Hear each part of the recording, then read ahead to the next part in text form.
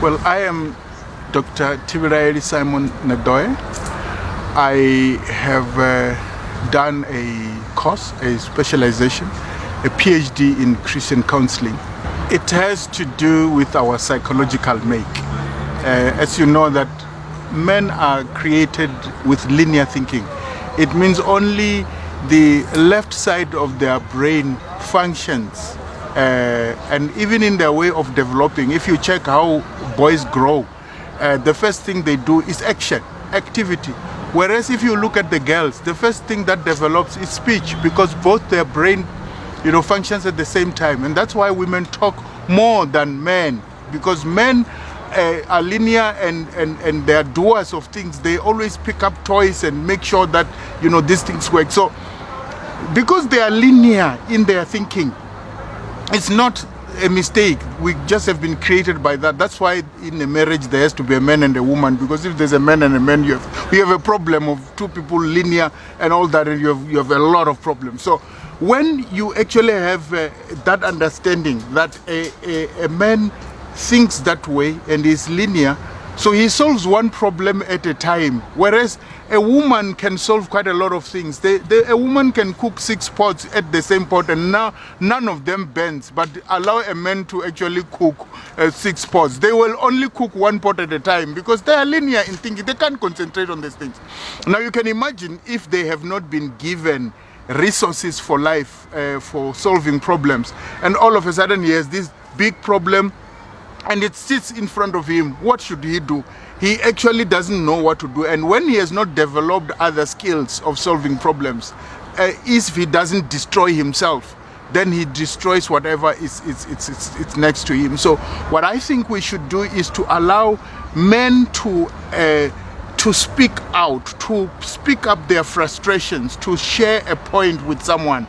Because what you find mostly now, people are saying during COVID there's so more violence against women than it has been. Yes, you can understand this man has not spent more time with his wife for so many days, and all of a sudden you have this person, and if you differ on a point and you are taught that a man is dating and he can't be challenged, all of a sudden this man now has one person staying with him for 6 months without changing, and then they get frustrated. But this is not to say men must actually be violent. What we're trying to say is we understand that that's how men are made, but when they're made like that, and also the upbringing that they got from women, and I always say that my mother, who has never gone to school, who has never been able to write until when she was 60, because she went to an adult school because she wanted to sign for her own pension, taught me how to speak. She taught me speech, she taught me manners, she taught me everything. So when a woman is taught to do things correctly, then they can do. But it is the same mother who told me that when a man is angry, he can't cry. And when I can't cry, what should I do? When I'm frustrated and I'm told I can't cry, when I know that crying actually helps quite a lot. So immediately we begin to assist men to begin to say, I can also cry. It's not a crime for a man to cry. When you are frustrated, sit down, cry about it and see what actually happens, And once you also understand that women speak a lot, then they will not provoke you. I mean, honestly speaking, if I stay in a community and I know there's an insane man next to me, and when I'm passing, he actually insults me, I will not do him anything because I know that guy is insane. Now, if you know that a woman speaks a lot and she can provoke you and all that, when she provokes you, why do you get provoked by a person you know is a provoker in the first place? So you just provoked, and then all of a sudden you react to a person who you know will provoke and do you nothing. They talk a lot. They actually, they talk, I think 40 words per second more than men. So, and that's their make, and there is their trade to speak. If they have nothing to speak, they will speak about anything that they see. Now, it means when a man is aware of who he is and who the woman is, when she begins, all you do is to listen and listen and listen and listen. When she finishes, you ask her, "Are you done?" And then you will see how you frustrate her as well. So you frustrate a woman by listening to what she has to say. And I think this is very important, because men who are also in a happy relationship, relatively, when your wife comes home, all she wants is someone to ventilate to. She will tell you from what has happened to her, from the tea lady and the cleaner and the boss and everything. And all you have to do is to offer an ear and listen and just pet her and say, yeah, people can be this, huh? Yeah, and that's how she feels that this man is supporting me. But just listen for an hour or two. You just listen as she speaks, and then at the end you say, "Can we have dinner?" And say, "Yeah, I wanted to." And then go and pick up dinner if you can. Make a seat and talk. You will see how friendly you become, and that's how many men have actually lost wives, because she comes home, she wants to talk to the man. The man is too busy, he can't listen to her. And then she goes to talk to someone at work, and this person offers her a hearing. And all of a sudden, when she sends her a message, he responds. And you don't even respond by, by just a word or two to your wife, and then you have lost her. That's how things happen. Relationships are so simple. Things are so simple. We can be able to deal with these issues if we are able to understand just how we have been made to be. And God didn't make a mistake to make us the way we are. We have to complement. Now, when a woman has to compliment a man and a man has to compliment a woman, it starts there, understanding a woman. Once you understand a woman, which I believe is the greatest task of a man. The greatest task of a man is not to provide food and clothes, but the greatest task a man is given is to understand a woman. And that is a mission for life, to understand her. When you meet her, she is already of age. She has a lot of age that she has passed through. You need to understand what happened to her in the past. And unfortunately, you can't take that as an understanding that is complete, because she's growing. The more she grows, the more you understand this new aged person. Tomorrow she's a different age, so she has different experiences. Your task is just to sit and understand this creature. It's a wonderful creature. You just sit and make sure you understand the creature. And when you've understood this creature, you will love it. You will just enjoy it. I'm not saying it's easy, but it's something that it's our major task as men to just understand how they are feeling. And remember, don't ask a woman how she thinks, because you are insulting her. Women are feelers. They've been created to feel. They are emotional beings, and every time they speak about a point, they will actually even give you what you call an emotional blackmail. It's how they are. So just understand them. They will make you feel. When you want to understand how she thinks, go and you ask a simple question. How do you feel about this thing? Then she will tell you how she thinks. You don't ask her how she thinks, because you're not asking how she feels. And simple understanding of a woman. I have found this a mammoth task. It's not easy, because men are not as emotional beings as they are, and that's why men talk very little, because men are risk takers.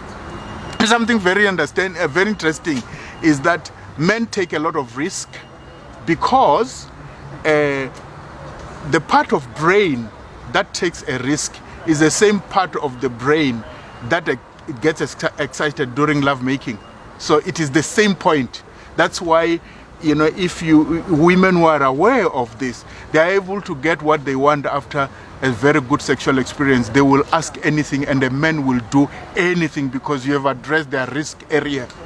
So it's very, very important that we actually understand that a woman is an interesting creature. God didn't just make them to be with men. So once men understand this, then it's understandable. But let me move on also to say, men themselves must learn to tackle issues, not to tackle a person.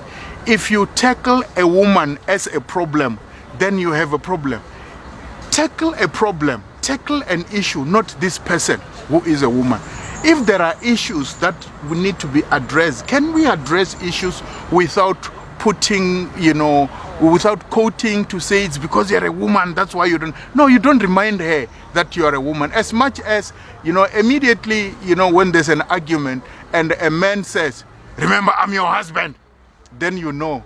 Immediately, when a parent runs to remind children, remember I'm your parent, remember I'm your father, remember I'm your husband, then it means you have lost it. You have lost it. Because why do you remind people who you are if you have not lost it? You know, don't remind them of authority because you have lost it. Let's tackle issues without getting into emotions. I know it's a very difficult thing that men have to teach themselves to try and resolve, to say, if there are issues, let's deal with those issues, let's isolate issues. And that's the strength of a man. A man is able to be to take things as they are, because you know, it's not like a woman. A woman is created holistically in the sense that if something affects the back of her ear, she will not even get aroused in bed, and you will not understand. If she has a pimple here, you know, she will not get aroused in bed. And when a man has flu or is very sick, he will still be aroused and want to sleep with a man. That's how different we are. And once we begin to understand that a woman is holistic, so if you differ with a woman on a cell phone, it means you will differ with her on food, you will differ with her because you have differed with her on one thing. Whereas with a man, because we are just linear, you differ with me on Mopani sausages. You no longer call them, worms. We now call them sausages because there are other people who have started eating them. Now, if you differ with her on Mopani sausages, it doesn't go to your shoes. It doesn't go to anything. I mean, because you are a man, you can differ with a person and still live with. Whereas with a woman, when you differ with them on one thing, it overflows and it overshadows everything. Once you understand that, you will understand that then we will need to deal with men's emotions so that they don't become eruptive. So it is possible for a man not to be violent, because someone told me, an old man told me that if a woman makes you angry, you just take a break, go outside and go and beat with your fists, beat a tree, and you see that you can't beat a tree for more than 3 minutes. It means, therefore, you will then be able to come back to yourself. So you don't do anything when a woman provokes you. You sit and say, is there a fact in what she is saying? Look for facts in what women say. If you don't find facts, keep on looking for facts in their story. If they are talking for 3 hours and there's still no fact, look for a fact, and at the end of the day, count the facts that she has spoken. And when she finishes, you just say to her, in your long conversation, I just found 2 things that you were talking about. Are you hurt by these 2 things? Can we solve them? Instead of overreacting. Because honestly speaking, men must be taught that they don't get things done by violence and by pushing people around, by making sure that people agree with them when they don't agree. Allow women to disagree with you. Disagreeing with you is not killing you, and is not taking away anything from you, because these conferences, I say in one of my chapters, in one of the studies that I was doing, that, if you don't teach men to stop beating women, to stop violating women's spaces, and you keep on calling women conferences to address how to survive men's abuse, it's like going to the Kruger National Park, teaching all the impalas and all other animals that are eaten by lions how to survive from being eaten by lions. When you have not tamed lions, how not to eat them, how to survive without eating them. So men can survive if they knew that indeed their counterparts, women, hold their morality. They hold their morality. They hold them together. I'm telling you, tell me a man married who can survive morality without the presence of a woman. But tell me anyone. I don't know anyone. Because these people hold secrets, they hold moralities. Even when you abuse them and beat them, they still hold you to be a person people want to trust. Yet, if she makes one mistake, a man will not be able to hold her in respect and making her trustworthy. So these women, they keep our secrets, even our dirty ones, even our pitfalls, they keep them, and they still keep us as men who are honorable when we are no longer honorable. So if we would look at that and say, these are people who must be understood and cannot be violated. If they've got a fact, they have a fact. Let's just say a man doesn't earn a lot of money, and a woman says, but you're not earning a lot of money. Is that not a fact? Why do you get hurt by a fact that you are earning less money than your wife? Instead of saying, yeah, you know, you are earning more than I am earning. Yeah, it's a fact. You know what we can do? I think let's begin to say this marriage has two sources of income, your income and mine, and together two of them make a big income. You know, I'm just trying to say, instead of being hurt by the truth, it may be that she's saying it because she is frustrated by the way in which you have not actually done how to run a budget. You know, some of these things it's because men have not been given skills to run a budget, to manage projects. Why don't we have, perhaps in church, you know, instead of people coming to study the book of Matthew, not that it's wrong, but let's come and see how to manage projects at home. How do you manage finances at home, you know, coming from your wife? How do you make sure that your wife has a pocket money and you have a pocket money? You're earning different salaries, but you have a pocket money which you for instance, may not be necessarily asked to account, because some of the men are asked to account for the money that they earn, and because they earn it and go and eat it with some other women whom they think is better, and which I don't think there's any better woman than the woman that you stay with, because whatever she has, the other woman has. I mean, it's like telling me that Coke that you took at KFC is better than the Coke you took under the tree. These Cokes are just the same. It depends on what you are eating them with. It depends on whether it's cold. It depends on the occasion. So the Coke is just the same. The mixture is just the same. It depends on what you do to stimulate it, to make sure that this Coke makes you, you know, supports what you're eating, you know. So I don't think there's any different woman who is different than any other person. It depends on how you tackle them, how you actually make sure that they feel better. That for me is the thing. That for me is the gist.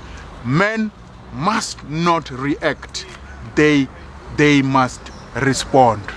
The problem with men, when they are provoked, they react.